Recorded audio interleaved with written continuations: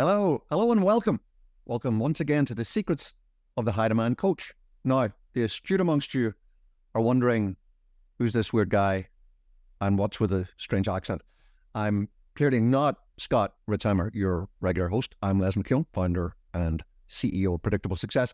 And I'm a friend and a mentor, I guess, to Scott in many ways. And since this is a really special episode, it's on the one hand, episode 100, which is unbelievable. Scott has already done more podcast episodes than I've done in my entire career, I think. And because he's just launched a new book, more about that in a moment or two, he's asked me to pinch hit the hosting role, which I'm very happy to do, and turn the mics around and interview him. And I couldn't be more delighted and happy to do that. Scott's launched the digital version of his new book, The Founder's Evolution, Conquering the Journey Every Founder Must Face. And it's brilliant, and I'm really looking forward to getting into it in more detail. And for the few of you, there may be some of you for whom you're listening to this for the first time, and you may not know this, Scott and the teams he has led, which include our cadre of scale architects, have helped start and scale over 20,000 organizations. That includes for-profit businesses, non-profits, even churches. And having seen so many founders and heard their stories, Scott discovered that underneath this, there really only is one founder's story. And those who succeeded had grown to understand that journey and had evolved at each stage along the way. And those that failed or came up short did so many times just because they didn't understand that one story, the founder's journey. And it beat them. So Scott sat down and, like I said, he's written this great book where he maps out each stage, and he took what he learned from all those thousands of leaders, as well as from interviewing over 1,000 high-demand coaches. That's a big number of people to talk to. You see a lot of patterns when you talk to that many people. And many of them have been on this show. And Scott identified the essential strategies you can use in each stage of the founder's journey. So, Scott, welcome to the show. Thanks, Les. It's so fun being on this side of things. We actually kicked it off with a friend, Josh Elledge of mine. He hosted episode 1. And, as I was looking at what was going to happen with episode 100 and what we were going to do around this new book, I wanted someone else to come in and join me. I wanted to be able to turn the mics around here a little bit. And it was an easy and instant and obvious choice to have you come on. So I was just absolutely delighted that you're here. Super excited about this conversation. Me too. And the first thing that I want to know is something pretty simple. How, being somebody who, as you know, has written many books myself, and I know just what's involved. Why did you do it? What's the reason that you sat down and created the Founder's Evolution model in the first place? Yeah, I actually open up the book with a story that really helps kind of make sense of all of this. And I'm not a huge sports guy, and you and I share the affinity for not overdoing sports analogies, but I just bludgeon a sports analogy through this book. I'm just going to, just put it out there and say that that's just the way it is. And I'll explain why that is a little bit later, because there's a really important distinction there between the sports world and what we're doing as founders. But if you imagine, right, let's take American football for our international audience. American football, you got to get the ball into the end zone. That's the goal. So let's take like championship game. You're on the 3-yard line. It's just a couple yards away. You could sneeze and fall over and get it in. But there are 11 full-grown men that want to crush you in the process, right? So ball's on the floor. We got to get it. Only a couple seconds left. Have to get in the end zone to win. Otherwise, we lose. And you know exactly the play to run. You've done it 1,000 times over your career. And it's a fake to the running back and then a toss to the back corner of the end zone to your star wide receiver. And so you call the play, everyone sets up, and as everyone sets up, you realize everyone's set up on the field, but you're on the sideline now. The difference in the thousands of times you've done this is you're the coach on the sideline. And the best you can do is hope that you've trained your people enough to get it done. So let's fast forward, hike the ball, gets to the quarterback, fakes the handoff, the defense bites, right? Brilliant play call, works fantastic. And everyone collapses on the hole. Your star wide receiver is going to be wide open, and you look over, and horror of horrors, he got the call wrong, and he's blocking instead of running to the end zone. So what do you do? And just every time I tell the story, I just imagine it's like you just take off down the sideline, right? Faster than you've ever run in your entire lifetime. And by this time, you're not necessarily in the same shape that you were beforehand, but somehow, like, you are booking it. The headset's falling off. You throw the board to the side. It doesn't matter. All bets are off, and you're gunning it because you know where that ball is going to be, and you know where someone has to be to catch it. And somehow, nobody can really calculate why. They're going to study the math on this for years. Somehow, you make it all the way down to the corner of the end zone, make the diving catch just in time. And what you expect to hear is the crowd goes wild, right? But there's 80,000 people in the stadium, and you could hear a pin drop. Yes, exactly, right?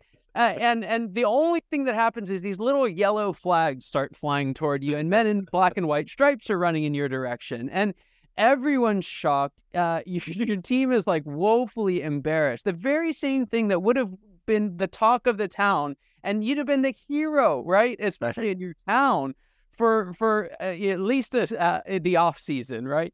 And they go in history of this amazing catch is now a laughing stock in the sports world, right? It's an embarrassment to the people that you're trying to help. And never has this happened in the history of professional football, at least American football. This has never happened, right? And it would be absolutely ludicrous if it did. But I can tell you, and you know this from working with founders and leaders every day, it happens every single day in the business world. Every single day in the business world. We do the thing, and fundamentally what's happening here is we're doing the thing that gave us success in the past, but doesn't anymore. We don't learn it to embrace our new position as a coach on the sideline. It's not about how fast we can run. It's not about how far we can throw the ball or how high our vertical leap is. None of that matters anymore. But the reason why I used the sports analogy and the reason why it's so important for founders is that in sports, there's a sideline. There's a white painted line on the ground. And when you're on one side of the line, there's a set of rules. And when you're on the other side of the line, there's another set of rules. And in the world of business, we don't have sidelines, right? And as particularly as founders, that's why their journey is so different from everybody else is there's not even distinct stages. It's not like you got a promotion and you move to another stage. It's not like maybe even you open another site and move to another stage. There's no demarcation point.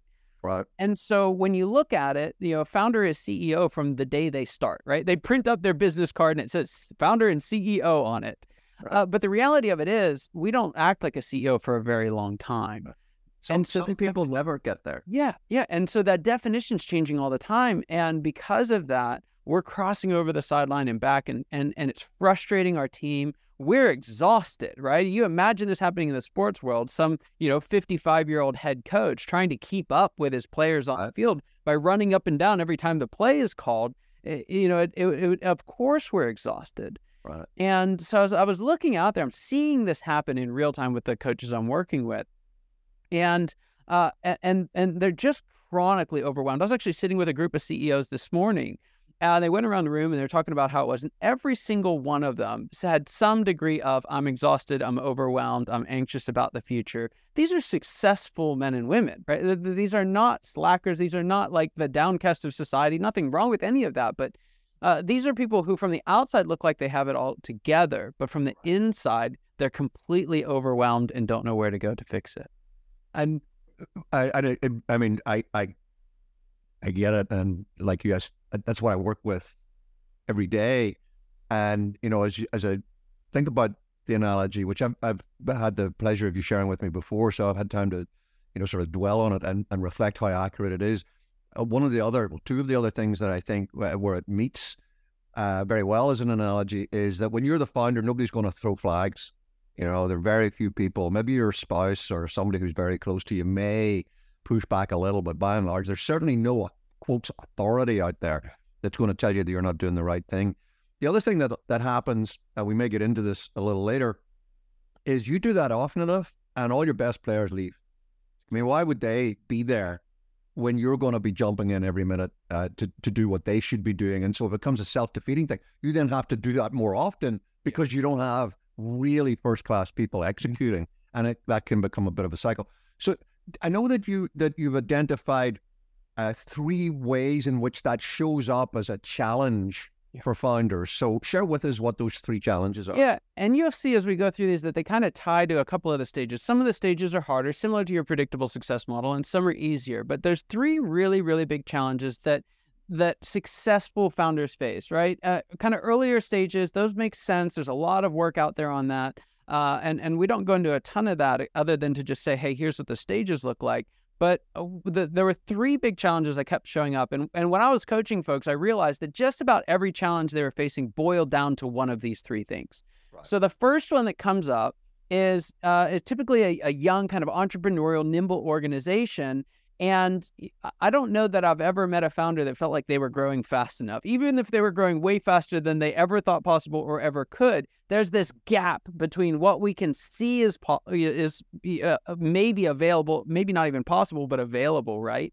And where we are right now. And for some folks, that gap is just massive. They've grown a little bit, and it feels like they're walking through mud, and they can't figure out what it is. And so what makes it so hard, though, is they're so in the business that they don't have the time or the energy or just the mental capacity to take that step back, right, and figure out what's going wrong, right? They're just trying to tread water, and like even like thinking about growing is exhausting. But they want it, right? That's what makes it so hard, is because it'd be fine if it was just we're okay with not growing. But I've not met a founder who's worth their salt that's not okay with growing, at least in that stage. Sure. The second one that I've found is a really big one is, again, typically a slightly larger organization, very successful by just about anybody's standard at this point. But these are folks who are really wanting to scale up, but they realize that they're the bottleneck, right? There's something in the way they're behaving, in what decisions are still on their plate. There's something about it. But again, because they don't have this sideline in the business world, they don't have some clear way of understanding what needs to change and what doesn't. They know something needs to change about the way that they're leading, but they just don't know what it is. Right. And so what happens is they change things that they're not supposed to. They hang on to things that they're not supposed to. There's no real guideline for how to make this successful transition to a scalable enterprise. And then the third one is much later in the process for most folks, but it's this idea of, for founders especially, wanting to leave a legacy behind, right? Most founders, some are in it to flip and some build their companies to sell, but I've found that's an exception, at least in my world. Most founders want to do it because they believe in what they're doing. And even if they're done, right, they still want the organization to live on. They still want it to thrive after they're gone. And after some soul searching, they want it to do better than it did when it was under their guidance, right? There's a little bit of a hard pill to swallow, but it's ultimately one that's worth it. But the problem is they realize they've built a business or a nonprofit, happens in the nonprofit world, that's just way too dependent on them. It's highly refined to functioning around them and their skill set.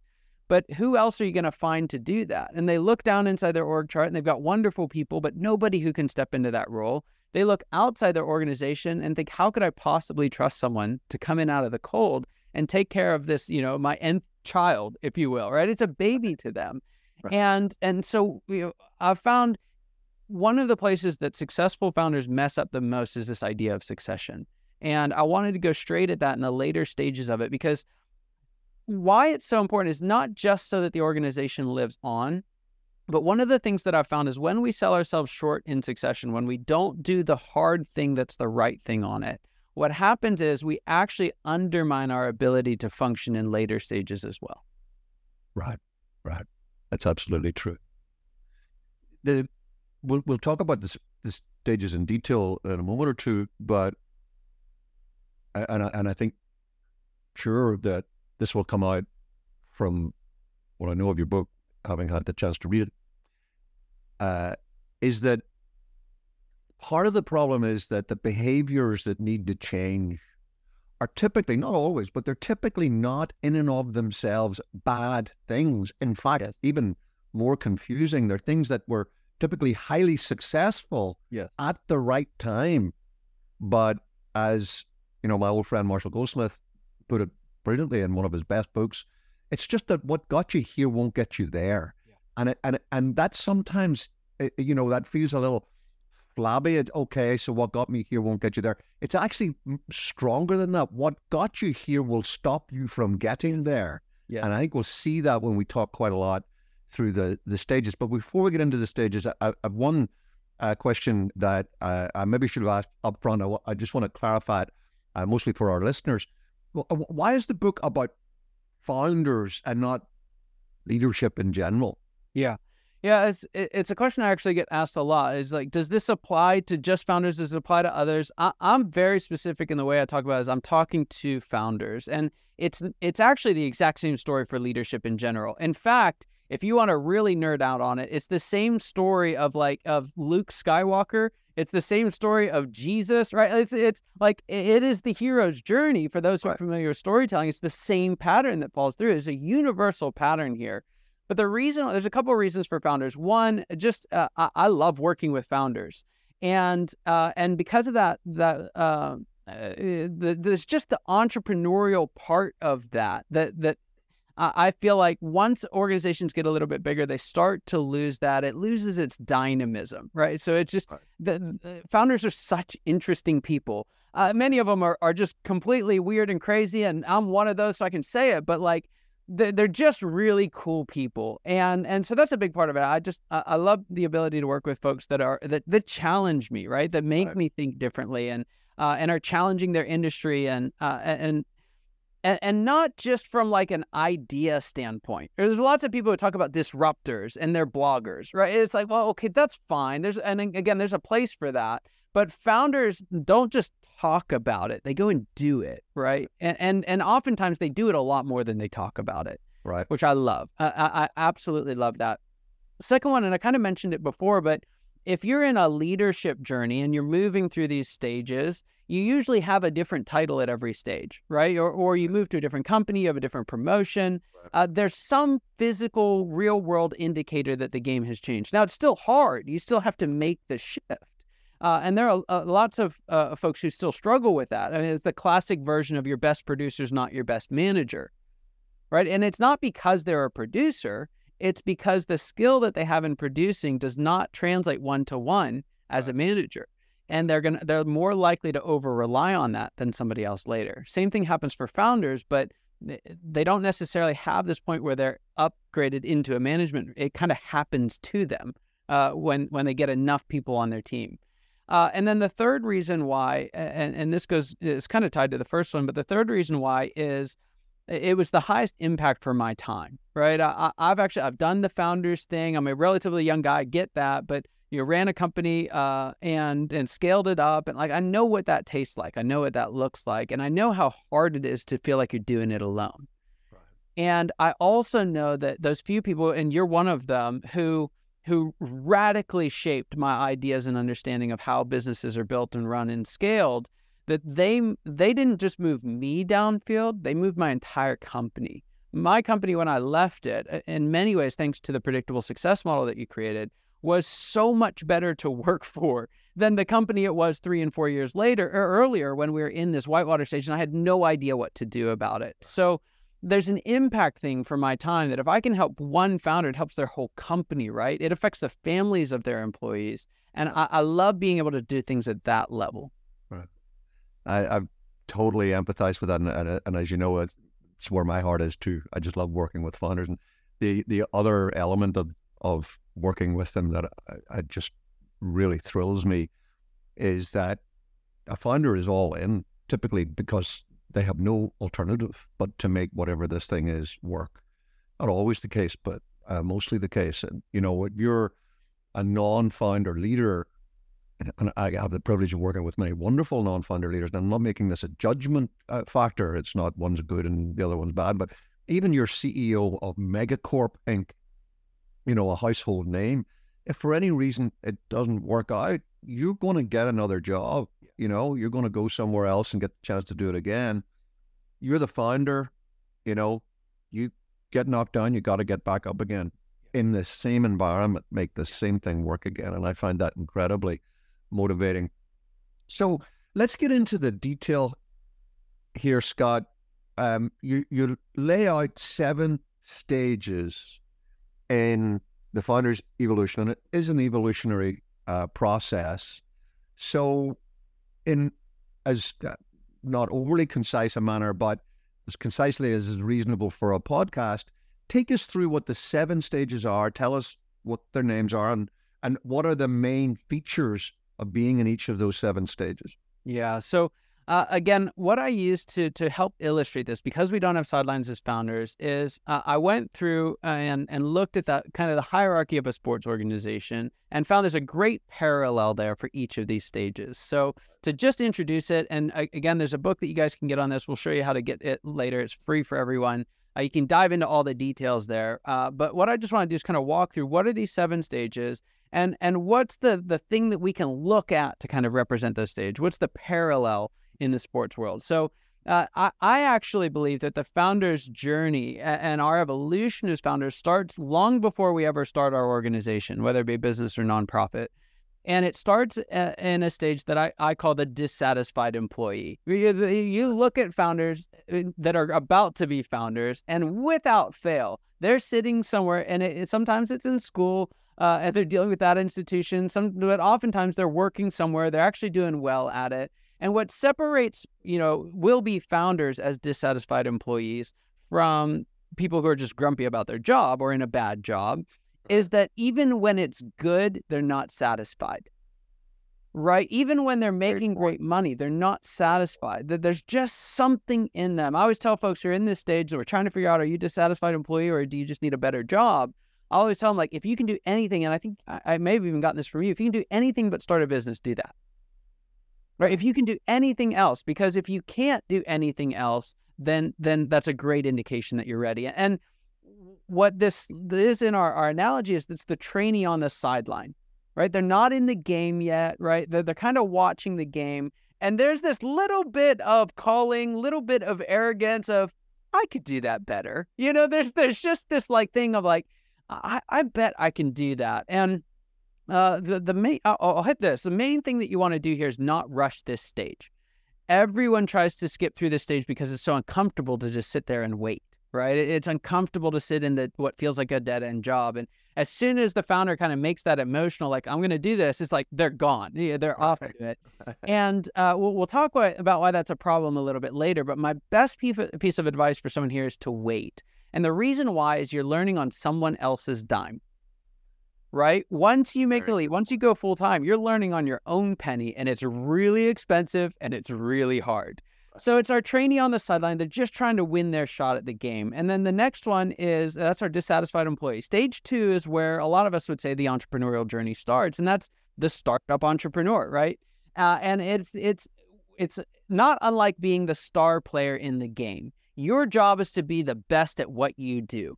Now, that's, yes, your kind of functional skill, but it's also being the best at selling what you do, right? And closing what you do and marketing what you like. You've got to up your game across all these different, you're doing the one-man band thing, and you gotta sound good. Otherwise, nothing else happens. Right. So it's about being a star player, and the focus here is on doing what it is you do better than anyone else around you, right? It's how fast you run. It's how high you can jump. It's how well you can catch. And the one thing I always joke about this with folks, and this is something from our world in predictable success as well, but you can always tell a startup entrepreneur by what I call the entrepreneurial smile, right? It's that kind of like, how's it going? Good. It's hard, but you're still smiling. That's the thing about this, is you are still smiling. And again, founders they're just able to take a punch in the face and not stop grinning. It's involuntary, right? And you'll face more rejection and difficulty in 2 years than a lot of people would in 2 lifetimes in this startup entrepreneur, and it's worth it, right? It's just worth it. And what happens when you do this well, when you make the diving catch, when you are the star player and you do it well, you have success, right? And success brings in more clients, and more clients brings in more work, and more work means, we need more help. And so the natural thing is, okay, I'm going to go find somebody, and it's usually your niece, right, who just got out of marketing school, or your neighbor who could use a part-time job, or whatever it may be. It's whoever has a heartbeat around you and is within proximity, and you can con them into coming and working for you. That's basically who it is. Suddenly you have people. Yeah, you're bringing in people. You're bringing people on your team. and you don't have the first clue about who to bring in and who not to bring in, right? But it doesn't really matter. It's just you need the help. And so you bring in a couple of people, it's okay. But I found somewhere in that 5, 10, maybe 15, this shift happens. And it doesn't happen all of a sudden. It doesn't happen right when you hire somebody. But somehow the water temperature changes. And the way to know that you're here or not is if you find yourself asking the question, what's wrong with these people? Right? Like, yeah, I've got this whole group. There's something just fundamentally wrong with all of them. If you're here long enough, you'll start to lose all hope in humanity, because the reality of it is the people who will come and work for you and the people who should come and work for you are going to be wired differently than you, right? In your and my world, we call these operators. The other problem, though, is there's a lot of people who aren't like you and shouldn't work for you, right? But you don't know the difference, right? And so we very clumsily hire, and so you find yourself as what I call the reluctant manager. Most founders are not born to be managers, as it's just not their natural skill set. And when you combine that with the fact that they don't have the right team either, and they can't tell who's the right team that's not being managed well and who's the wrong team that no matter how well you manage them, they're not going to be there, it's exhausting for founders. It's just utterly exhausting. And it's not as if they don't have anything else to do. All the other stuff hasn't gone away. This is all additive, right? It's 100%. Not only do you still have your job to do, but your job's like 4 times harder because you have to sell something for all these people to be able to put money on the table, right? So what I call is the captain on the field. You're still in the game. There's still giant men who want to take your head off, right? Like you're still getting hit. And while you're getting hit, you're trying to get everyone else moving at the same time. You don't have the luxury of the big Fortune something CEO whose job is to just lead, right? Or even the line manager whose job is just to manage. You've got to lead, manage, do, align, admin, like you've got it and all of it. And you just don't. And also you don't have a playbook at this stage, right? No. It's not like you're in the locker room and selling people, you go up here and you do. Everything's inaudible, right? Yeah. Everything. Everything's in between your ears, right? And you just do it naturally. You don't actually do it naturally. Some of that's true, but you've been doing it for 10 years or 3 years, right? And you bring these people in who've been doing it for 3 months. There's no possible way that they could think like you. Right. And so there's this kind of underlying frustration. Now, it's not necessarily a bad stage because organizations at this stage led by reluctant managers are growing like crazy many times, right? Not always, many times. But what's happening is that's where that gap shows up of between our vision and how fast we want to grow. It just gets harder and harder. So that reluctant manager is being the captain on the field. And again, if we get it by right, if you figure out, oh, I actually have to manage these people, I have to learn what the plays are, and then I can still call audibles when I want to, but I have to say it so everyone else can hear it, right? If we do that well, organization continues to grow. But what happens is, and it's what the founder's evolution is not up and to the right.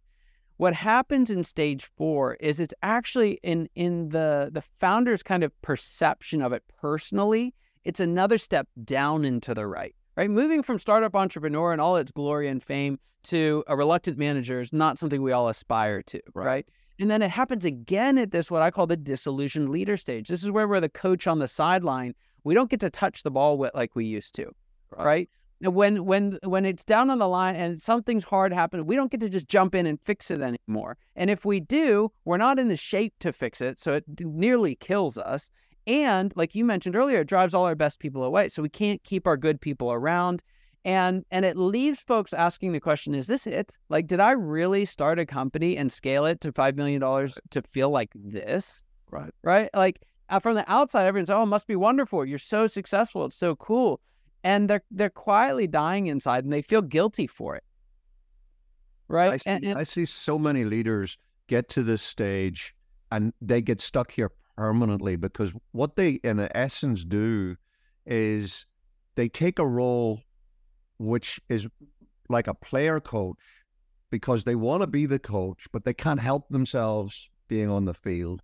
And so they end up oscillating backwards and forwards and backwards and forwards, and they never make the full transition that's necessary to get to your next stage. Isn't that true? That's exactly right. And when you look at it, it doesn't seem like there's any reward for doing it, right? If you kind of map this trajectory, it feels like we went here to here, now to here. And if you map a line through that, we've got a pattern now. So as CEO, if I keep going down this road, it's going to go down again. Right. And it actually couldn't be further from the truth, right? Those who get stuck in this stage, it's like watching a movie to 95% and then turning it off. Right. You will be a miserable, hopeless, like, Right. you'll be like, if you watch a movie, they're terrible, right? It's like just everything that can go wrong does go wrong. It's not until the last 5% that it all becomes worth it. And it's the exact same thing. It's the biggest single transformation in this whole evolutionary process is from stage 4 to stage 5. And it's where you actually start acting like the thing you've called yourself all along, and that is CEO, right? It's the move from founder to chief executive. And to extend our sports analogy, it's the move from the coach on the sideline, where you're right there at the ground level still, constantly with the temptation of crossing the line, to actually taking a step up into the box where you can see the whole thing.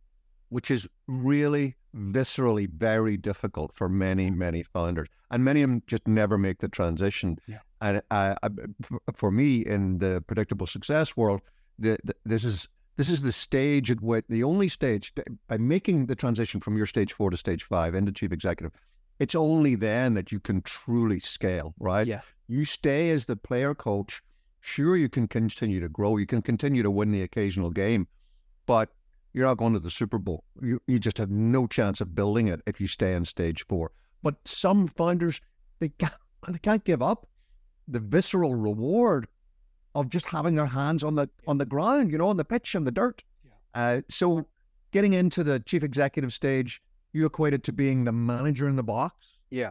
The GM in the box. The really nice thing about the GM in the box is a couple of things. One, there's air conditioning, right? Like, there are some perks. Like, don't get me wrong here, right? There are some perks. It's going to cost you something, but that AC in the middle of the winter is really nice, right? It could be 100 outside or 30 outside, and it is sunny with a full bar. So, like, there's some perks to this. The second part of it is, this is where we start to achieve asynchronous work. Right, where as you do not need to be there for it to happen. Yeah, and you're not even thinking about this year anymore, right? Your primary focus is on next year, right? Your primary focus is on where are we going in 10 years. It's where you actually get to be a visionary again. Right. It's that last 5% of the story. It's, if you can make that transition, it's so fulfilling. And by doing this well, by not getting stuck in that earlier stage, by learning the skills that you need to actually be that chief executive, you're going to set yourself up for the thing that a lot of us want but have no business pursuing yet. And that is to become a true owner, right? To own and not run your business. And I think the reason why this fails so often, and the reason why it's just a pipe dream for so many people, is because they've not done these earlier stages, right? They haven't been a CEO, so how can you expect to lead one? Right. And this is where that idea of succession really comes into play. And this is something I learned from you, is that you cannot hand off your business to your number 2 9 times out of 10, right? Because what it takes to be a great number 2 is not what it takes to be a great number 1. And in the predictable success world, we call these visionaries. But the challenge is, you've been the visionary. You are the vision. And it's a huge soul-searching exercise to be able to open up your company to another visionary. It leaves you asking, and this is stunning to most people who are not there, but everyone I've seen there resonates with it instantly. It leaves you, the successful founder, asking the question, who am I? Who am I really? You're right. If I'm not my business, who am I? And the reason why I'm so passionate about this, because you can sell your business however you want. You can transition it to whoever you want. But if you do the really, really hard soul-searching work of being able to hand it off effectively to another visionary, not just dump it on them, but hand it off to them well, to learn how to lead them, what it sets you up for is the 7th stage, this last stage, what I call the visionary founder. It's like being the Hall of Famer, right? And it's where you now get to do it just for the love of the game. Right. You're not working because you need to, you're not playing golf because you have to get away, but you actually get back to the game, and you do it by serving other visionaries. But you can't do that if you never learn to lead one. Right. And reaching that stage, you get to the point where you really are bringing a massive multiplier effect, because you're now helping other people go through this process, not just having negotiated it for yourself. And I think one of the great things that your book does, if I may say so, is there are a lot of people who get to that stage. They are actually visionary founders, and they're very confident about what they achieve. What they're not confident about is that the path that they took to achieve it is replicable, because how would they know? What your book does is say, look, there are underlying patterns to this. There's a way to do this. And I can help you identify where you're at and how you can move through those stages. Now, we want to do that, because of the sheer amount of great stuff you have in the Founders Evolution. We've had to break this into 2 podcasts. Everybody be delighted to know. You've just given us a tour de force in outlining the overall structure and the 7 stages. And when we come back in the next episode, we're going to dive into what does that mean for you, where you are now, and how do you progress through that. So everybody is listening. I hope you need to come listen to the next episode in this Secrets of the Successful Coach podcast, because we're going to get into the detail of how this applies to you. But before we do that, and before we close off this episode, tell folks how they can get a copy of the book. You mentioned that you're going to make it available for folks. How does that happen? Yeah, anyone can get their own copy for free. You can get it online at scalearchitects.com/founders. You just plug in your name and info, and you'll get an instant download link right there on the next page. You can download it. It's got all 7 stages, and it's got 2 to 3 essential strategies for every single stage. And the thing I want people to catch hold of is when you understand these stages, not only is it, hey, here's more things that Scott's telling me to do, what it allows you to do, the most powerful part, is it tells you the 20 to 30 things that people said you should be doing that you don't have to be doing right now. Right. Super. That's fantastic. Well, Scott, I will definitely see you on the next episode, and everybody that's listening, I look forward to seeing you there too. See you next time.